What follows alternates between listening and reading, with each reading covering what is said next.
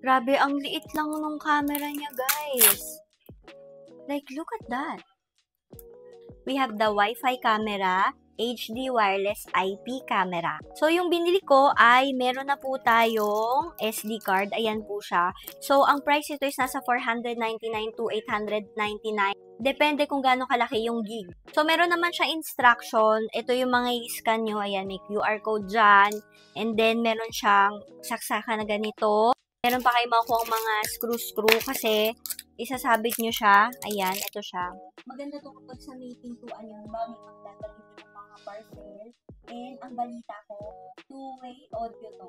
Ibig sabihin, kapag merong mga rider sa labas, pwede kayo mapagsalita like, kuya, ano yan? Ang package yan sa'yo, di ba yan?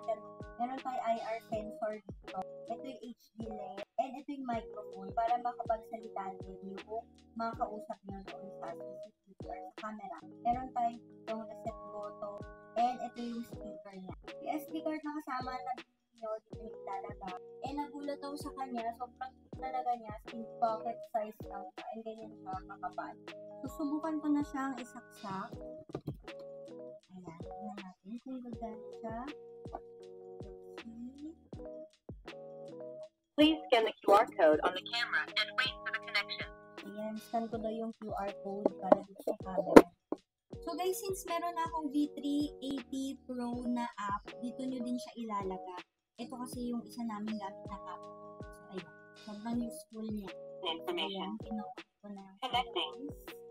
Ang dali lang pag may app ka na. So, inad ko lang yung device kasi lumabas na Network siya. connected. Ayun, connected na siya. And ayun na siya guys, gumagana na siya. OMG! So, in fairness, ay itsura natin sa camera. Pinlit ko muna siya dyan. O, yan taray. And then, recording na siya kasi may SD card tayo. Ang pag magsasalta kayo at pipindutin nyo na ito. Hello, hello, hello. So, yun, may feedback siya kasi malapit kasi yung phone doon sa ating camera. So, yan siya. Pinlit ko lang muna siya dyan. Or in fairness, enjoy ko to. Di ba ang mura lang? So, 499 nakamura ng CCTV or camera. Tapos, ang liit lang niya. Sa mga gates nyo, ganyan. Pwede nyo to i-click guys. Nang ba may nakita kayong kakaiba. So, pag click nyo yan, sabihin. Under surveillance. So, may tunog na siya guys. Pero makakasure na talaga tayo na kapag nagsalita yung mga kausap natin doon sa may pintuan or kung saan man yung camera na to, maririnig natin siya. So, tama nga. Two-way audio siya. May discover ko kung anong mas malinaw. Ayan. Pag pinili ko tong HD. Para mas malinaw yung HD. Oo nga.